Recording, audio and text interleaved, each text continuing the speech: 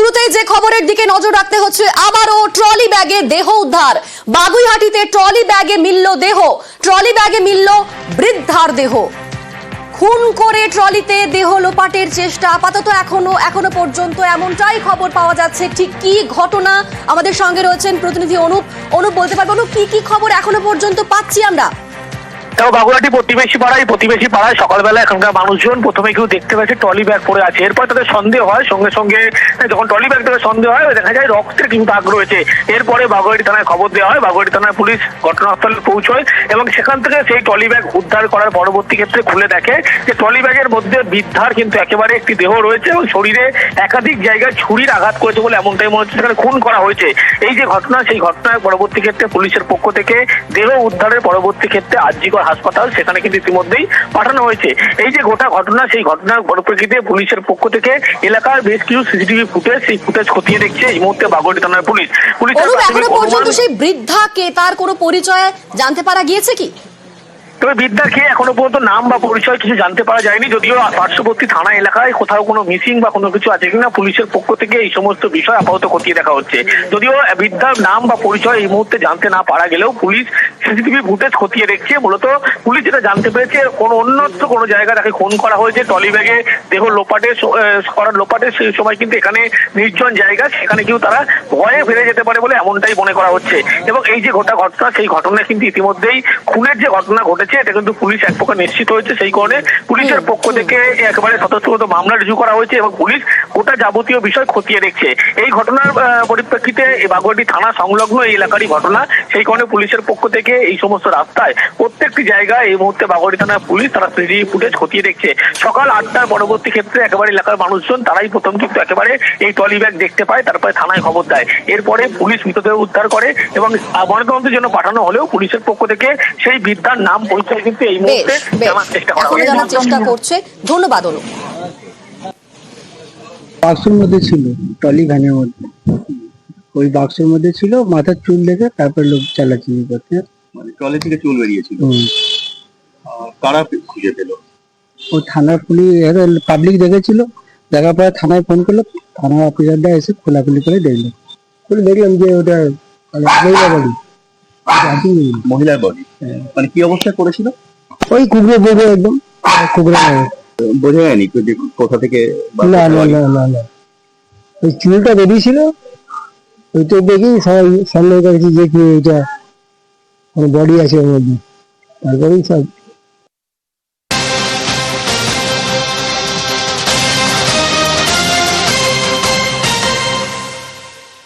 নজর রাখবো জগদ্দলের দিকে। জগদ্দলে বাড়ি ভেঙে মৃত্যু, রাতে বাড়ি ভেঙে বিপত্তি হয়, চাপা পড়ে মহিলার মৃত্যুর খবর পাওয়া যাচ্ছে এবং গুরুতর আহত হয়েছেন আরো একজন। স্থানীয়রা কি বলছেন তাদের বক্তব্য আগে শোনাবো।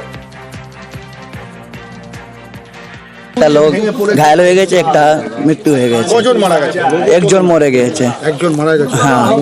হ্যাঁ, মহিলা ডেথ করে গেছে। ওখানে আমি ঘুমিয়েছিল, এখন আমাকে খবর পেয়ে গেছি এইদিকে বিল্ডিং ভেঙে গিয়েছে। হ্যাঁ, ফায়ার ব্রিগেড এসেছিল, সব করে ভালো করে দেখে গিয়েছিল, সব দেখে নিয়েছে, প্রশাসন भी এসেছে, সব দেখে নিয়েছে ভালো করে।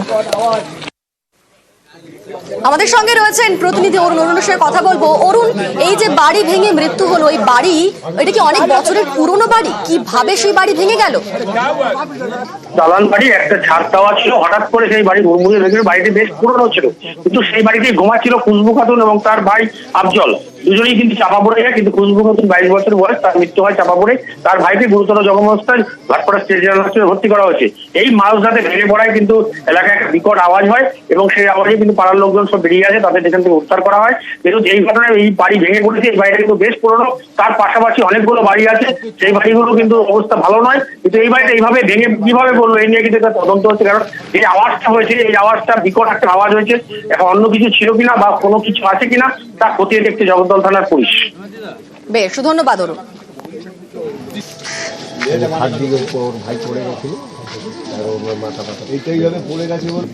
রানা খাতুন আর তার সঙ্গে অফজল ভাই বোন ওইখানে ঘুমিয়েছিল। আর তার একটা পুরনো বাড়ি, তার উপরেও একটা মানে ঘর ছিল। ওই পুরনো বাড়িটা, ঘরটা ভেঙে দেওয়ালটা ভেঙে পড়েছে।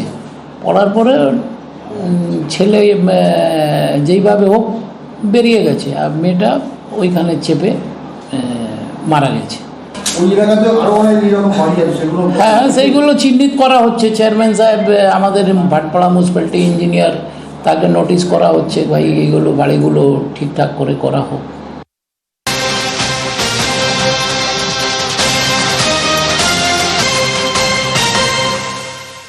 এবার নিয়ে যাব এসএসসি ভবনের সামনে। গতকাল থেকে এসএসসি ভবনের সামনে রীতিমতো ধুমধুমার কাণ্ড চলছে। চাকরি বাতিলে যোগ্য অযোগ্য জট, এসএসসি চাকরিহারা বৈঠকে অধরা সমাধান।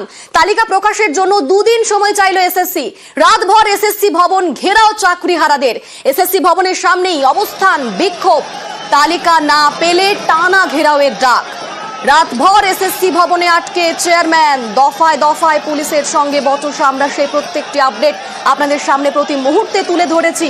চেয়ারম্যানকে ঘেরাও মুক্ত করার চেষ্টা করে পুলিশ চাকরিহারাদের বচসা। চেয়ারম্যানকে বের করতে পুলিশকে বাধা দেওয়া হয়। পুলিশের সঙ্গে বচসা ঘিরে ধুমধুমার পরিস্থিতি। পুলিশকে লক্ষ্য করে জলের বোতল ছোড়েন বিক্ষোভকারীরা। আর সকালে নতুন করে এলাকায় পুলিশ, র্যাব সমস্ত কিছুই মোতায়েন করা হয়েছে এবং এখনো পর্যন্ত আজ এখন 11টা বাজে। এখনকার ঠিক কি পরিস্থিতি, কারণ গতকাল থেকে সেখানে চলছে সেই ধর্মঘট অবস্থান চলছে।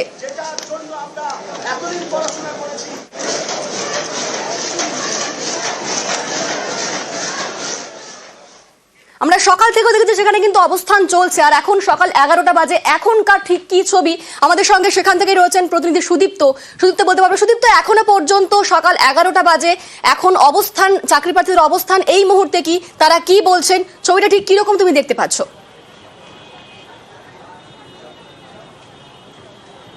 দেখো অনিন্দিতা, একদম গতকাল 21শে এপ্রিল থেকে আজ পর্যন্ত চাকরিহারাদের যে অবস্থান, সেই অবস্থান কিন্তু চলছে এসএসসি অফিসের ঠিক সামনে, এসএসসি ভবনের ঠিক সামনে। একেবারে ব্যারিকেড করে গেটে নিরাপত্তা রাখা হয়েছে, পুলিশ রাখা হয়েছে এবং মহিলা পুলিশ রাখা হয়েছে, একই সঙ্গে র্যাব নামিয়েও রাখা হয়েছে। তুমি যেটা জানো যে গতকাল যখন খাবার, জল এবং এগুলো যখন দেওয়ার জন্য আনা হচ্ছিল, চেয়ারম্যান এবং যারা কর্মচারীরা ওখানে আটকে রয়েছেন অর্থাৎ এসএসসি ভবনে, তাদের জন্য ঠিক তখন কিন্তু চাকরিহারা যারা রয়েছেন, যোগ্য শিক্ষকেরা, এবং তারা সেই খাবার কিন্তু ফেলে দিয়েছিলেন, তারা কোনোভাবেই ভেতরে ঢুকতে দেননি। আজকে সকালবেলা 10:30 নাগাদ তারা যেটা ঘোষণা করলেন জল এবং ওষুধ, প্রয়োজনীয় ওষুধ এবং জল এবং খাবার যদি ভেতরে যায় তাহলে তারা সেই ওষুধ এবং খাবার কিন্তু পৌঁছে দিতে দেবেন। তার কারণ কি? তার কারণ তারা বলছেন যে এই জল এবং খাবার এবং ওষুধের অছিলায় কোনোরকমভাবে বেরিয়ে যেতে পারেন চেয়ারম্যান, কোনোরকমভাবে কর্মীরা বেরিয়ে যেতে পারেন, কিন্তু সেটা তারা করতে দেবেন না। কার্যত খাবার, জল এবং ওষুধ যদি প্রয়োজন হয় তারা কিন্তু সেই সমস্ত কিছু তারা ভেতরে প্রবেশ করতে দেবেন। একই সঙ্গে গতকাল যেরকমভাবে তারা অবস্থানরত অবস্থায় ছিলেন, এখনো পর্যন্ত তারা কিন্তু অবস্থানরত অবস্থায় রয়েছেন। আপনারা কালকেও ছিলেন তো? হ্যাঁ, কালকেও ছিলাম। এখনো পর্যন্ত অবস্থানরত অবস্থায় রয়েছেন? হ্যাঁ, আর থাকবো। কিছু কি বলা হয়েছে এসএসসির পক্ষ থেকে? না, কালকে তো বলেছিল 6টার সময় লিস্ট দেবে, দিয়ে তো আর দেয়নি। তো ওনারা যদি যোগ্য অযোগ্য লিস্ট দিতে না পারছেন, এখন আপাতত সিবিআই যাদেরকে অযোগ্য বলে চিহ্নিত করে দিয়েছেন ওদেরকে টার্মিনেশন লেটার ধরাক, যাতে বাদবাকি মানুষজন জানতে পারে যে কারা যোগ্য কারা অযোগ্য। আমরা তো কোনো দোষ করিনি, আমরা তো এসএসসি যেরকমভাবে নোটিফিকেশন করেছে আমরা ওইভাবেই পরীক্ষা দিয়েছি, আমরা পুরোপুরি সিস্টেমেটিক ওয়েতে চাকরি পেয়েছি। আপনারা একটা ঘোষণা করলেন, দেখলাম যে কিছু টেন্টেড যারা রয়েছে তারা এখানে আসছেন, কিভাবে আপনারা জানতে পারছেন? আমরা ওই লিস্ট দেখেই আমরা কারোর পরিচিত আছে আমাদের একই স্কুলের কাছাকাছি স্কুলে, আমরা ওই যে লিস্ট বের করেছিল সিবিআই, সেই লিস্ট দেখে আমরা শনাক্ত করতে পারছি। আপনারা আজকে বললেন যে খাবার এবং জল যাতে প্রবেশ করতে দেওয়া হোক, কেন বললেন? কারণ ওনারা যাতে অজুহাত দেখিয়ে, অসুস্থতার অজুহাত দেখিয়ে যাতে চলে না যেতে পারে, আর এটা আমাদের মানবিকতা। আমরাও সুদীপ, তাদের বক্তব্য শুনছি, তারা কিন্তু এখনো পর্যন্ত তাদের অবস্থানে অনড় রয়েছেন। আর অপরদিকে রাত পেরিয়ে সকাল হয়ে গিয়েছে, এখনো এসএসসি ভবনের সামনে কিন্তু অবস্থানে বসে রয়েছেন চাকরিহারারা। নতুন করে যেন অশান্তি না হয় তার জন্য কিন্তু প্রচুর পুলিশ, র্যাব মোতায়েন রয়েছে। বারাকপুর ও বারুইপুর থেকে নিয়ে আসা হয়েছে ফোর্স।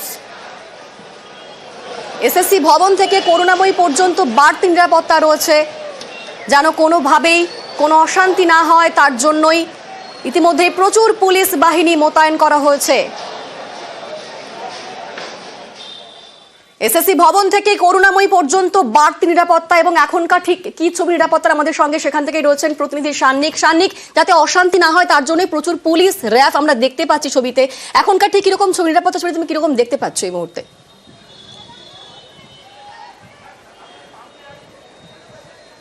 অনিন্দিতা, গতকাল রাত থেকেই পুলিশের যে ভূমিকা সেইটার ক্ষেত্রে বলতে গেলে প্রথমেই বলতে হয় 2 সপ্তাহ আগে আমরা দেখেছিলাম কসবা ডিআই অফিস অভিযানের ক্ষেত্রে পুলিশের ভূমিকা নিয়ে প্রশ্ন উঠেছিল, কিন্তু গতকাল রাত থেকে পুলিশের তরফে একদিকে যখন যারা চাকরিহারা শিক্ষক রয়েছেন তাদেরকে বোঝানোর চেষ্টা করা হয়েছে, তার পাশাপাশি অবশ্যই একটা পুলিশের কাছে এটা বড় চ্যালেঞ্জ যাতে কোনোভাবে বাইরে থেকে বহিরাগত কেউ ঢুকে অশান্তি না করতে পারে। তাই সেই জন্য অতিরিক্ত পুলিশ ফোর্স শুধুমাত্র বিধাননগর পুলিশ কমিশনারেটের নয়, তার পাশাপাশি আশেপাশের যে পুলিশ ডিভিশনগুলো রয়েছে, অর্থাৎ একদিকে কলকাতা পুলিশ, অন্যদিকে বারুইপুর পুলিশ ডিস্ট্রিক্ট, অন্যদিকে ব্যারাকপুর পুলিশ কমিশনারেট, বিভিন্ন জায়গা থেকে অতিরিক্ত ফোর্স নিয়ে আসা হয়েছে। তোমাকে একটু ছবিটা দেখাই, একেবারে এসএসসি ভবনের উল্টো দিকে একটি পেট্রোল পাম্পের মধ্যে এখনো পর্যন্ত বিশাল পুলিশ ফোর্স তাদেরকে তৈরি রাখা হয়েছে। আজকে একাধিক কর্মসূচি রয়েছে অন্যান্য বিভিন্ন মঞ্চের তরফে। আজকে চাকরিহারা শিক্ষকদের পাশে দাঁড়াতে প্রচুর সমাবেশ, প্রচুর জমায়েত আজকে এই এসএসসি ভবনমুখী হবে। ঠিক তার আগেই যাতে নতুন করে কোনো অশান্তি না তৈরি হয়, এই জমায়েতের অছিলায় কোনো গোষ্ঠী যাতে এখানে এসে এসএসসি ভবনের সামনে অশান্তি না তৈরি করতে পারে। চাকরিহারা শিক্ষকদের ক্ষেত্রে পুলিশ যেমন নমনীয় ভূমিকা নিচ্ছে, কিন্তু সেক্ষেত্রে যাতে সেই নমনীয় ভূমিকা কোনোভাবে বাইরে থেকে কেউ এসে অশান্তি না করে, সেই জন্য কিন্তু পুলিশকে প্রস্তুত রাখা হয়েছে, র্যাব প্রস্তুত রয়েছে, সমস্ত কিছুকে কিন্তু একেবারে প্রস্তুত রাখা হয়েছে। দুপুরের দিকে যখন একের পর এক জমায়েত আসবে, সেক্ষেত্রে আরো অতিরিক্ত পুলিশ ফোর্স আনানো হবে। এখনো পর্যন্ত কিন্তু তেমনটাই খবর। বেশ, ধন্যবাদ সানিক। আমরা সেই ছবি দেখতে পাচ্ছি, সেই ছবিতে আমরা নজর রাখছি অবশ্যই।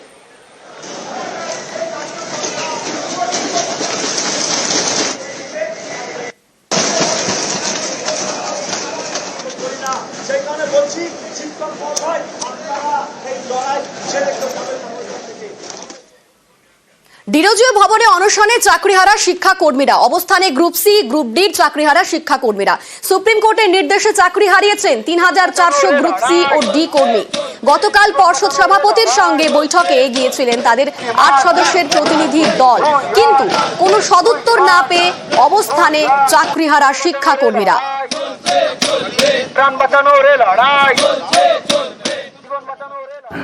যে সমস্ত যোগ্য শিক্ষাকর্মীগণ কালকের সন্ধ্যাবেলায় 4:30টার সময় বোর্ডের প্রেসিডেন্টের সঙ্গে মিটিংয়ে এসেছিলাম, তারা মিটিংয়ে আশাহত হয়েছিলাম এবং সেখান থেকে আমরা আমরণ অনশনের কর্মসূচি শুরু করেছিলাম। তো আমাদের একটাই দাবি, আমাদের এসএসসির কাছ থেকে নন টিচিং স্টাফদের যোগ্য ও অযোগ্যের লিস্ট পুরোপুরি সম্পূর্ণরূপে প্রকাশ করতে হবে এবং ওনাদেরকে বলে দিতে হবে কত দিনের মধ্যে সম্পূর্ণ ওএমআর ভিডিওর ইমেজ কপি ওয়েবসাইটে আপলোড হবে। ততক্ষণ পর্যন্ত আমাদের এই আমরণ অনশন চলবে।